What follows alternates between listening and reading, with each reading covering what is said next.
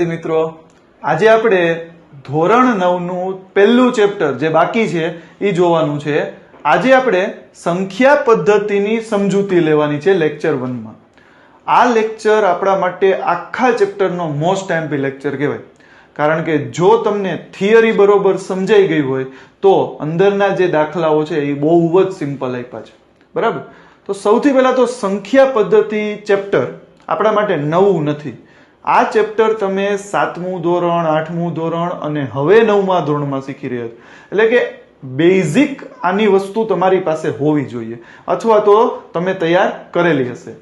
અને જો બેઝિક વસ્તુ નથી તો આજે આપણે બેઝિક થી જ ચાલુ કરવા જઈ રહ્યા છીએ. બરાબર, એટલે કઈ ઉપાધિ કરવાની જરૂર નથી. તો સંખ્યા પદ્ધતિ એટલે કે ચેપ્ટરમાં જે પણ કામ કરવાનું છે ને એ સંખ્યાઓ ઉપર ફેરફારો કરવાના છે. સંખ્યાને એક સ્વરૂપમાંથી બીજા સ્વરૂપમાં લઈ જવાની છે, સંખ્યાને આપણે સંખ્યા રેખા ઉપર દર્શાવવાની છે.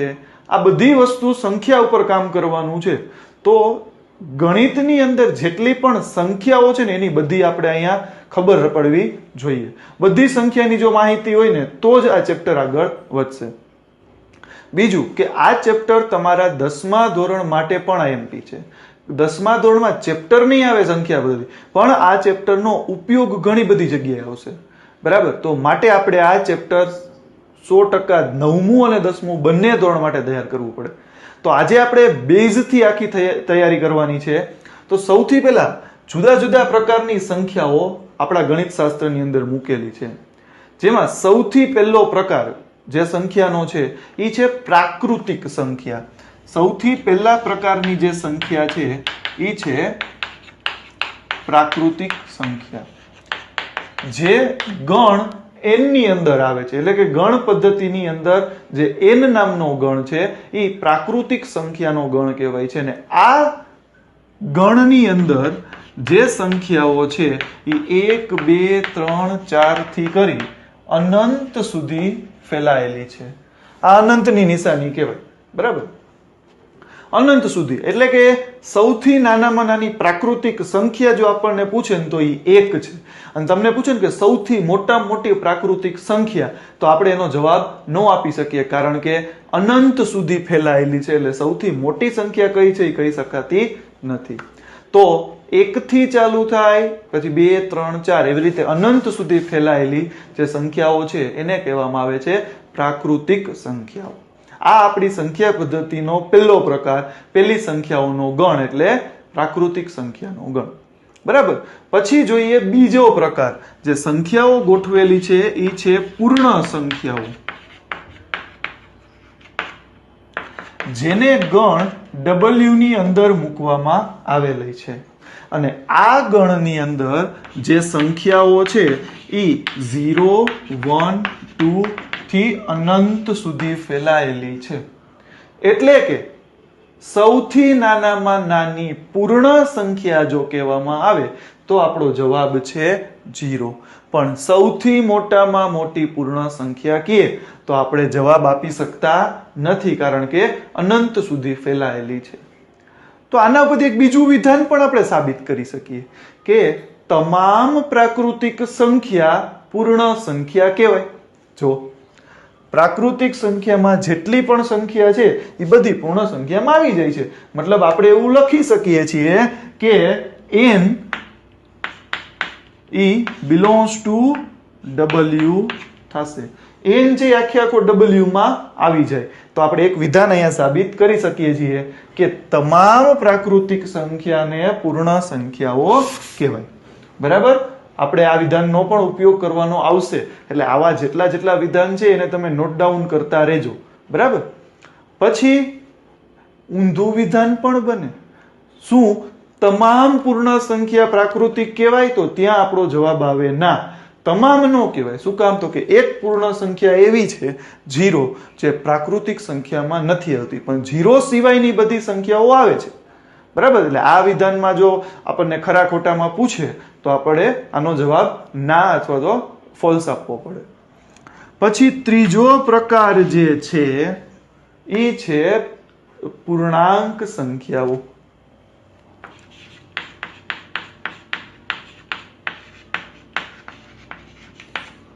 જેને ગણ z ની અંદર મૂકવામાં આવેલી છે. તો આ z ની અંદર કેવી સંખ્યાઓ છે?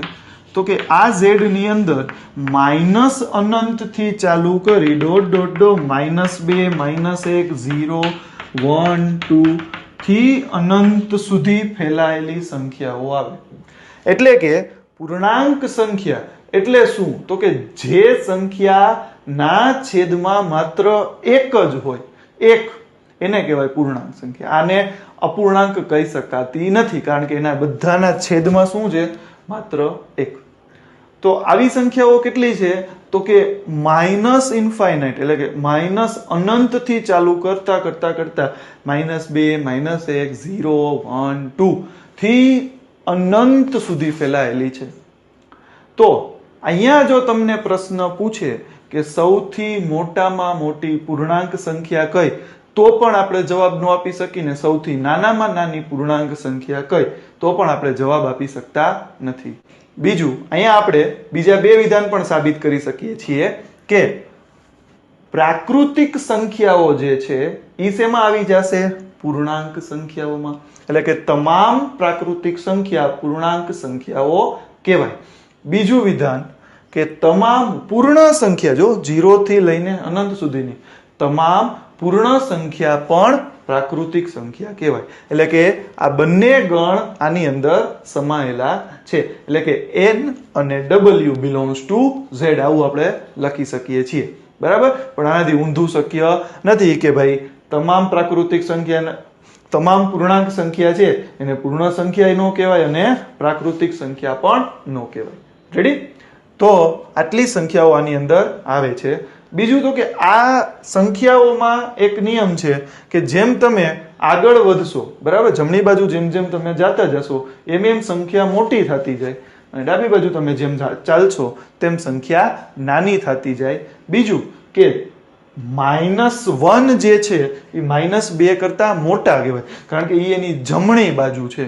આ બધી વસ્તુ, આ નિયમો તમે પ્રાઇમરીમાં શીખીને આવેલા જ હશો, પણ એનો બધાનો ઉપયોગ અહીંયા આપણે કરવાનો છે, એટલે હું બધા નિયમો સાથે સાથે કહેતો જાઉં છું. ઓકે, ચાલો હવે એના પછી આપણા માટે વેરી મોસ્ટ ઇમ્પોર્ટન્ટ કોઈ ગણ છે તો એ છે સમમેય સંખ્યા.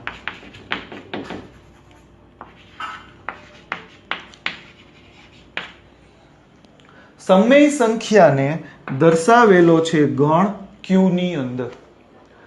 કેવી સંખ્યાને સમમેય કહેવાય? તો કે જે સંખ્યાને q ની અંદર કેવી સંખ્યાઓ આવે છે? તો કે p ના છેદમાં q વાળી. q ની અંદર કેવી સંખ્યા છે?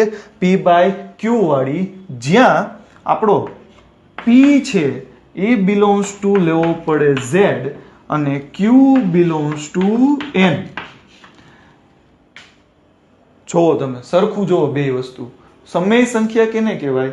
તો કે જેમાં અપૂર્ણાંક હોય, અપૂર્ણાંક હોય, પણ કેવા અપૂર્ણાંક? તો કે p belongs to z, એટલે કે z માંથી ઉપર અંશમાં 0 હોઈ શકે, 1 હોઈ શકે, -1 હોઈ શકે, એટલે કે ધન, ઋણ અને 0 ત્રણેય સંખ્યા અંશમાં ચાલે, પણ છેદમાં માત્ર ને માત્ર q belongs to n, એટલે કે ખાલી પ્રાકૃતિક સંખ્યાઓ જ હોવી જોઈએ, તો અને તો જ એને સમમેય સંખ્યા કહેવાય. એટલે કે જો તમને ક્યાંય એવું કહેવામાં આવે કે 5/0, તો આ સંખ્યા સમમેય સંખ્યા નથી, છેદમાં શું છે? 0 છે. બરાબર? એટલે ખાસ ધ્યાન આનું આપવાનું. બીજું, સમમેય સંખ્યાના બે નિયમ છે કે વર્ગમૂળ વાળી જે સંખ્યા હોય ને, વર્ગમૂળ વાળી, જો એમાં વર્ગમૂળ નીકળી જતું હોય તો સમમેય સંખ્યા છે, પણ જો વર્ગમૂળ નથી નીકળતું તો સમમેય સંખ્યા નથી. જેમ કે આપણે એક ઉદાહરણ જોઈએ, વર્ગમૂળ 4 અને વર્ગમૂળ 3. આ બેમાંથી એક સંખ્યા સમમેય છે ને એક સમમેય નથી. જો √4 વર્ગમૂળ 4 એનું વર્ગમૂળ નીકળે 2, એટલે કે √4 સમમેય સંખ્યા કહેવાય. પણ √3 નું વર્ગમૂળ પૂર્ણાંક સંખ્યા ન મળે. વર્ગમૂળ નીકળે પણ પૂર્ણાંક ન મળે. આનું વર્ગમૂળ હંમેશા કેવું મળે? અંદાજિત મળે. મતલબ આનું વર્ગમૂળ શક્ય નથી, એટલે એ સંખ્યાને સમમેય સંખ્યા કહેવાતી નથી. બરાબર? એટલે નિયમ યાદ રાખજો કે વર્ગમૂળ વાળી સંખ્યા સમય સંખ્યા છે, પણ કઈ? તો કે જેનું વર્ગમૂળ નીકળતું હોય. જેનું વર્ગમૂળ નથી નીકળતું એવી વર્ગમૂળ વાળી સંખ્યા સમય સંખ્યા નો કહેવાય. પછી બીજો નિયમ છે સમય સંખ્યા માટેનો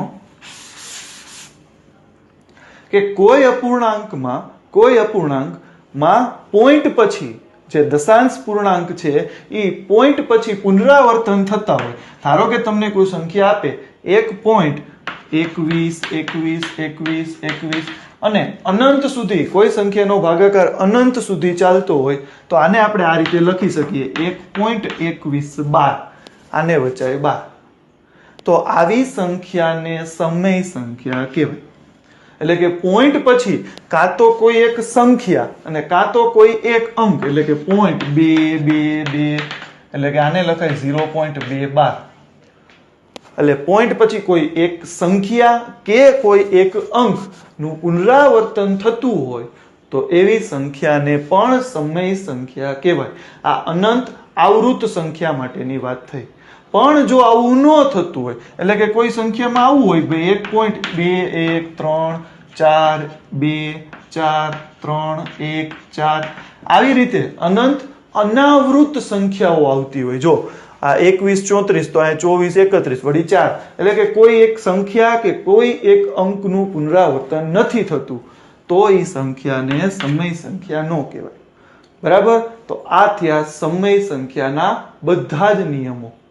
હવે એના પછીનો ગણ એટલે કે અસમય સંખ્યા. એના પછીનો પાંચમો ગણ છે અસમય સંખ્યા, જેને ગણ I વડે દર્શાવવામાં આવે છે. તો અસમય સંખ્યા એટલે બહુ સિમ્પલ, જે સમય નથી ને બધી અસમય. જે સંખ્યા સમય સંખ્યા નથી એને અસમય કહેવાય. એટલે કે જેનું વર્ગમૂળ, જો વર્ગમૂળ માટે નિયમ લગાડીએ કે વર્ગમૂળ 2, વર્ગમૂળ 3, વર્ગમૂળ 5, જે સંખ્યાના વર્ગમૂળ નથી નીકળતા એ બધી સંખ્યા કેવી કહેવાય? અસમય સંખ્યા કહેવાય. પછી પોઈન્ટ માટે આપણે નિયમ આપીએ તો પોઈન્ટમાં જેનું અનંત અનાવૃત આવરણ દેખાય, એટલે કે પોઈન્ટ પછી કોઈ એક સંખ્યા કે કોઈ એક અંક નું રિપીટેશન ન થાય, એટલે કે ભાઈ 1.21 45 26 45 22 48 પછી આવી રીતે સંખ્યાઓ ચાલતી હોય તો જો પોઈન્ટ પછી કોઈ એક અંકનું પુનરાવર્તન નથી થતું, કોઈ એક આખી સંખ્યાનું પુનરાવર્તન નથી થતું તો આવી સંખ્યાને અસમય સંખ્યા કહેવાય. એટલે કે જેટલી સમયમાં નથી આવી બધી શેમાં વહી ગઈ? અસમય સંખ્યામાં આવે છે. રેડી? તો હવે આપણને પ્રશ્ન થાય કે √16 તો આને કઈ સંખ્યામાં લેવી પડે? તો કે સમય સંખ્યામાં. શું કામ? તો કે 16 નું વર્ગમૂળ નીકળી જાય 4, એટલે કે એ સમય સંખ્યા બની જાય. પણ તમને √18 આપે તો આને કહેવાય અસમય સંખ્યા, કારણ કે 18 નું વર્ગમૂળ પૂર્ણ સંખ્યા ન મળે. ઓકે? તો સમય નથી, એ બધી અસમય સંખ્યા થઈ ગઈ. પછી અસમય સંખ્યાની અંદર સ્પેશિયલ કેરેક્ટર પણ આવે, પાઈ. પાઈ પણ અસમય સંખ્યાનો ગણ કહેવાય. બરાબર? હવે છેલ્લો ગણ, આપણી સંખ્યા પદ્ધતિનો છેલ્લો ગણ એટલે કે વાસ્તવિક સંખ્યાનો ગણ.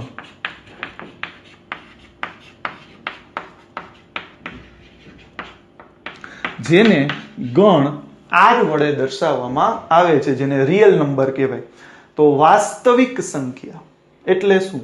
તો કે સમય અને અસમય બધી જ સંખ્યાઓ એક જ ગણની અંદર જ્યાં સમાઈ ગઈ એને કહેવાય વાસ્તવિક સંખ્યાનો ગણ.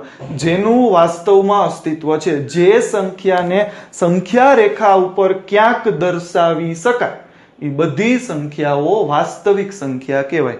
અને માટે એ સંખ્યા રેખાને પણ વાસ્તવિક સંખ્યા રેખા કહેવામાં આવે છે. આપણી જે સંખ્યા રેખા છે ને એને વાસ્તવિક સંખ્યા રેખા કહેવાય. કારણ તો કે એની અંદર તમામ સંખ્યાઓ આપણે દર્શાવી શકીએ. જેમ જેમ તમે ઝૂમ કરતા જાઓ ને એમ સંખ્યા છે એ અંદર દેખાતી જાય. આપણે આ પ્રકારના દાખલાઓ મૂકવાના છે, શીખવાના પણ છે, અને એ તમને એક્ઝામમાં પૂછાવાના જ છે. માટે શીખવું જરૂરી રહેશે. એટલે જ કહું છું કે આજનો લેક્ચર આપણા માટે બહુ મોસ્ટ આઈએમપી કહેવાય. તો વાસ્તવિક સંખ્યામાં સમય સંખ્યા આવે, અસમય સંખ્યા આવે, પૂર્ણ સંખ્યા આવે, પૂર્ણાંક સંખ્યા આવે અને પ્રાકૃતિક સંખ્યા પણ આવે. એટલે કે આ તમામ ગણ, 5 ગણ આખે આખા છઠ્ઠા ગણમાં સમાયેલા છે. એટલે કે આ 5 ગણ ભેગા થઈને જે ગણ બને એને કહેવાય વાસ્તવિક સંખ્યાનો ગણ.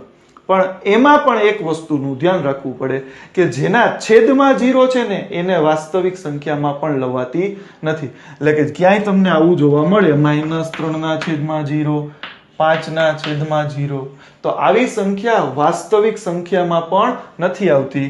બરાબર, આ સંખ્યા વાસ્તવિક કહેવાતી નથી. એટલે ખાલી વાસ્તવિક સંખ્યામાં આપણે આ જ ધ્યાન આપવાનું કે જેના છેદમાં 0 આવ્યો એ વાસ્તવિક સંખ્યા નો કહેવાય, બાકી તમામ વાસ્તવિક સંખ્યાઓ કહેવાય. હવે આપણને પ્રશ્ન થાય કે 1, 2, 3 આ બધી સંખ્યા તો આપણે દર્શાવી શકીએ, પણ વર્ગમૂળ 2, વર્ગમૂળ 3, વર્ગમૂળ 5 આવી સંખ્યાને સંખ્યા રેખા ઉપર કેમ દર્શાવવી?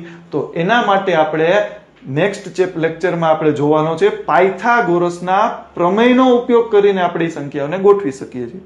બરાબર, એ જ્યારે આપણે લેક્ચરમાં દાખલાઓ લેશું ત્યારે આપણે શીખતા જશું. આ તો તમને થોડીક એક એડવાન્સમાં માહિતી આપી દીધી. તો આ 6 પ્રકારની સંખ્યાઓ આપણે ચેપ્ટરમાં શીખવાની છે, એનો ઉપયોગ કરવાનો છે. એમાંથી એના ભાગાકાર, એના ગુણાકાર, આ બધી વસ્તુ આપણે આ ચેપ્ટરમાં શીખવાની થશે. તો જો તમારે દાખલા જોવાના હોય, દાખલા શીખવા હોય તો ફરજિયાત આ લેક્ચર તમારે જોવો જોઈએ, કારણ કે આમાં મેં સમય અને અસમય સંખ્યાના ખાસ નિયમો સમજાવેલા છે. સમય સંખ્યાના નિયમો આવડતા હશે તો અને તો જ દાખલાઓ થશે. બરાબર, અને આ લેક્ચર તમને 10મા ધોરણ માટે પણ એટલો મોસ્ટ આઈપી છે, જે યુક્લિડની ભાગવિધિ છે એમાં પણ આ બધા નિયમોનો આપણે ઉપયોગ કરવો પડે. ઓકે, તો આજના લેક્ચરમાં આપણે આટલું રાખીએ છીએ.